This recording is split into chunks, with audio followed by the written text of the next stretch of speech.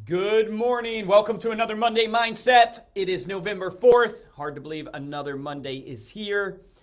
Give a second for people to join on. I'm curious. Got to wait for people to join on, but I would love, if you're watching this after the fact, I would love to know what you guys would like to learn more about. I was thinking about these Monday Mindsets and obviously been blessed by Joe and Tony and the rest of the group to be able to do these every Monday. Been doing them for a while now, which is kind of crazy, but want to make sure I bring the most value to the community here. So you guys know me as the president of Reminder Media, so I've built a marketing company that we service a lot of insurance agents with their print and digital marketing, but we also do marketing for about 100 plus different industries. And so marketing is my passion. But also love to talk about sales. We have a sales team that we're building and hiring salespeople and coaching up salespeople. We have, operations. We have over 300 employees. So you imagine running a business, all these different areas from leadership to hiring to marketing to ops. So any topics that you guys would want to learn more about, please let me know. And especially in marketing, if there's certain niches in marketing, whether it's social media or specifically Instagram or LinkedIn or things like that, you let me know in the comments what you would want to hear about. Today, I want to talk to you about the essential truth to take you from 1 million to 10 million. And what I believe, honestly, will take Reminder Media to 100 million. And the longer I go in and do business, the more I just recognize how critical this truth is to run any successful organization, whether it's a business, whether it's even your own life and your family or an organization that you're part of. Maybe it's a nonprofit that you're part of. I think about my church that I was at on Sunday. It's like, if you want to succeed in this business, I got one word for you today. Maybe it's one sentence for you today to help you go from 1 million to 10 million, which is raise your standards. I'll say that again, raise your standards. You can title this Monday Mindset in that sentence, raise your standards. What is keeping you from 10 million or 1 million or 250,000, whatever that leap is from you, is a gap in your standards. I was telling my team the other day, the reason why we haven't hit $100 million yet in revenue as an organization is because we do not have $100 million standards. If we had $100 million standards, if we had $200 million standards, we would not be accepting the things that we're accepting. First and foremost from ourselves. First and foremost from ourselves, because that's where it all starts. But we would not be accepting what we're accepting. And here's the reality in life. You've heard that you have to set expectations and inspect to verify, right? Trust but verify. So that's great leadership. But the reality is you don't get out of life. This has been my experience, so take it or leave it. But you don't get out of life in business what you expect. You don't even get what you inspect. So you can set expectations all day long. You can set your goals all day long. You can even inspect all day long and be talking with your team members and talking with yourself because you did the inspection, you tracked, you measured. Now you have to go to a different level. You get out of life what you accept. What you accept, you will get. That's the reality. So if you're not happy with where your business is at, if you're not happy with where your income is at, take a look in the mirror. I hate to be the bearer of bad news to you. You are accepting it. You're accepting it. And every time in my business, when I really dig deep and I have the humility, which I should have more often than I do, but I have the humility to actually look, I go, yeah, Luke, you're accepting this. I just spilt my coffee on my magazine this morning. There you go. You're accepting this. Stop accepting it. Because I think of Elon Musk, right? When he just caught that rocket ship, right? And I think about all that he's done, from PayPal to Tesla to SpaceX to the Boring Company digging the tunnels to everything that he's doing. And the number one thing people say when they're interviewed about working for Elon Musk, or when you hear this guy talk, it's his expectations. He just expects people to be able to get things done sooner than they expect it. There's this famous viral tweet or quote going around from Elon Musk. If you give yourself 30 days to clean your room, it will take you 30 days. If you give yourself an hour, it will take you an hour. You will get out of life what you accept. And you have to realize those expectations, that inspection and what you accept in life really stems from your core values. That's the first bullet point I would give you. If I give you 4 kind of points today on how do you raise your standards. One would be, where are your core values? Because your standards come from your core values. Your standards come from the vision and mission you have from your life and how you act. And you should be reflecting on these core values and ask yourself constantly, am I a valued-based leader? Am I a valued-based organization? Because valued-based organizations, they do not cater to the feelings and the emotions of people. And a lot of times that rubs people maybe the wrong way, that you're not supposed to care about people's feelings. The reality is you're supposed to care about the values that you stand for.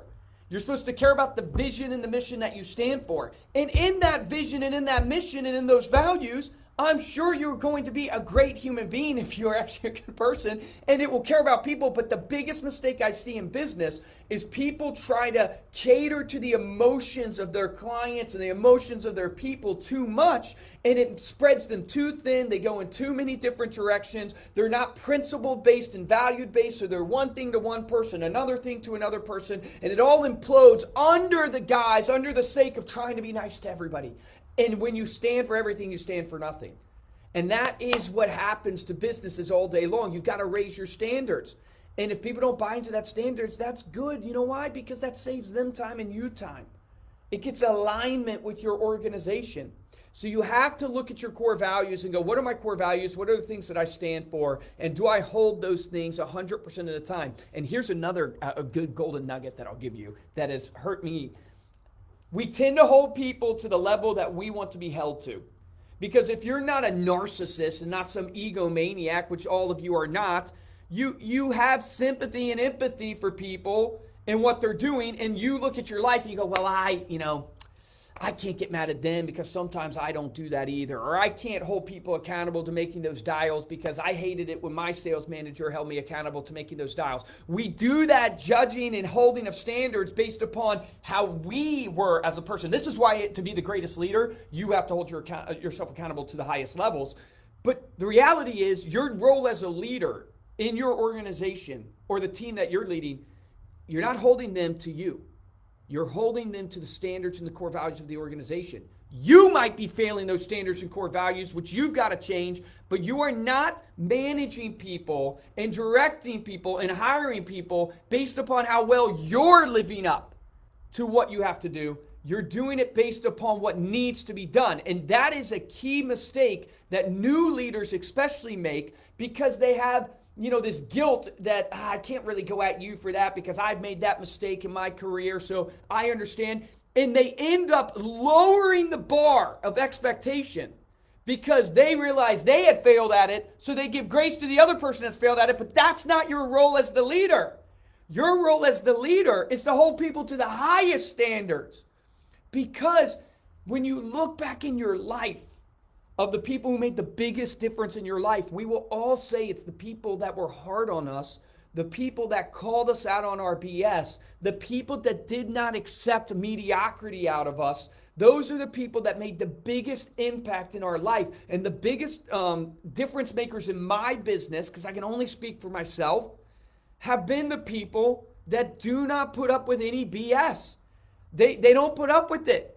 And they're humble enough when you call them out on their BS to actually be like, you know what, you're right. I've got to raise my standards right personally for myself because I'm not living up to it. But they function in that capacity, and that needs to come from values. Second thing I wrote down is you must communicate your standards directly and constantly. Don't dance around. Don't beat around the bush.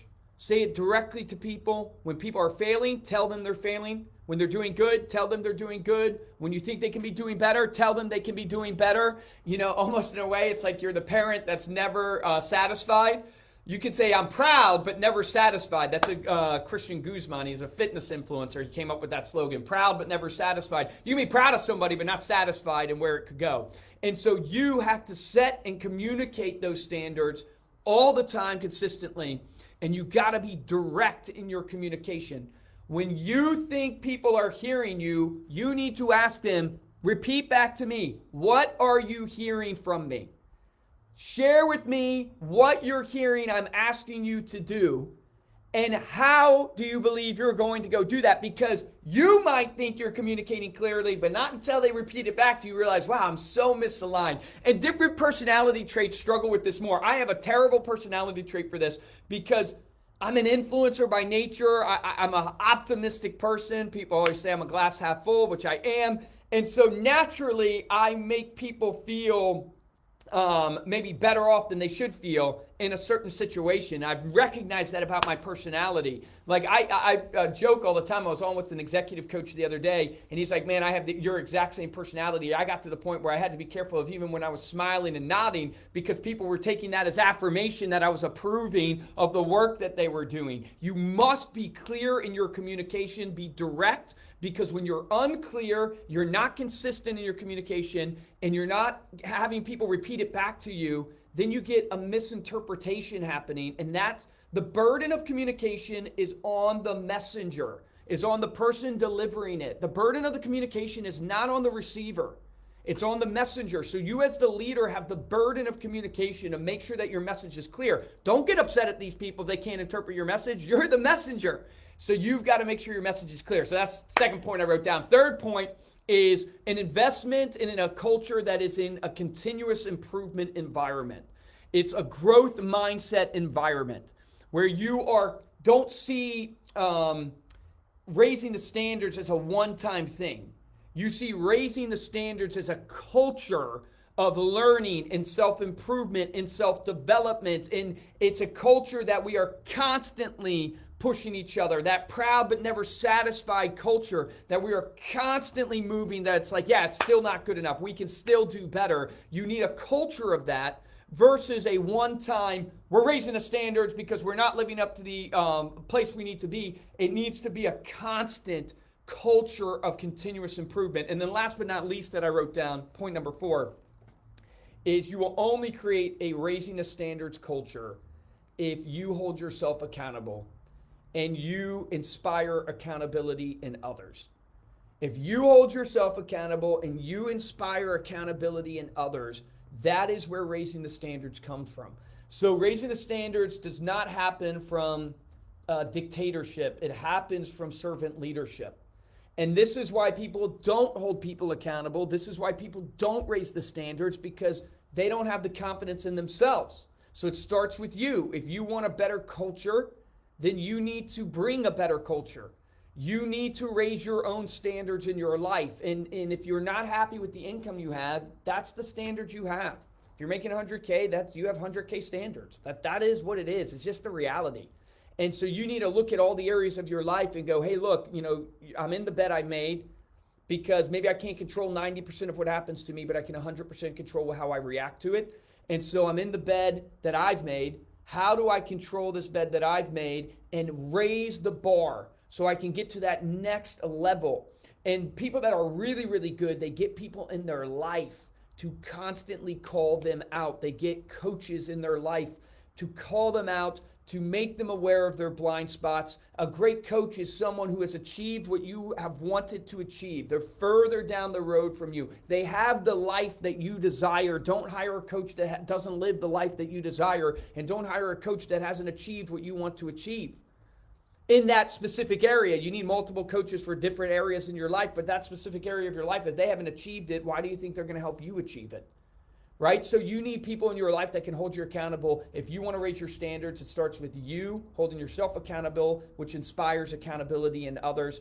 That is my message to you. If you want to go from 1 million to 10 million or wherever you're at, I promise you your standards are too low. I promise you think you're being hard on people. You're not being hard enough on people. Think of Tom Brady. Think of Kobe Bryant. Think of the greatest athletes in the world. Think of Tiger Woods. Think of the masters in business, Steve Jobs, these icons and legends. All of them were considered to be insanely obsessive, crazy, hard drivers. Think of Elon Musk sleeping in the factory. Look, you've got to choose what your definition of success is. So maybe it's not the $10 million mark and you have a different level of success, but you should apply standards for that success that you want. That's the message. Raise your bar. Your bar is too low. Anybody can be a superstar if you set the bar at your ankles. You need to raise the bar and challenge yourself. That is my Monday mindset like I opened up with. I would love to hear from you guys if you want tips on marketing, what you what could help you grow your business. So I've grown our business to a certain level and trying to get to that next level. I want to hear content from people who have built $100 million plus organizations. I want to get around those people that have hired, and had 1,000 employees. Like, that's the type of content I'm seeking out. I'm curious from you guys, what are you seeking out in marketing and sales and operations that I can help you with? Chat those comments in or DM me. I would love to know that so I can give you my thoughts. Let's get out there and win for our clients, for our family, for ourselves. Appreciate you guys. Let's go. Raise the bar, raise the standards, make it happen this week.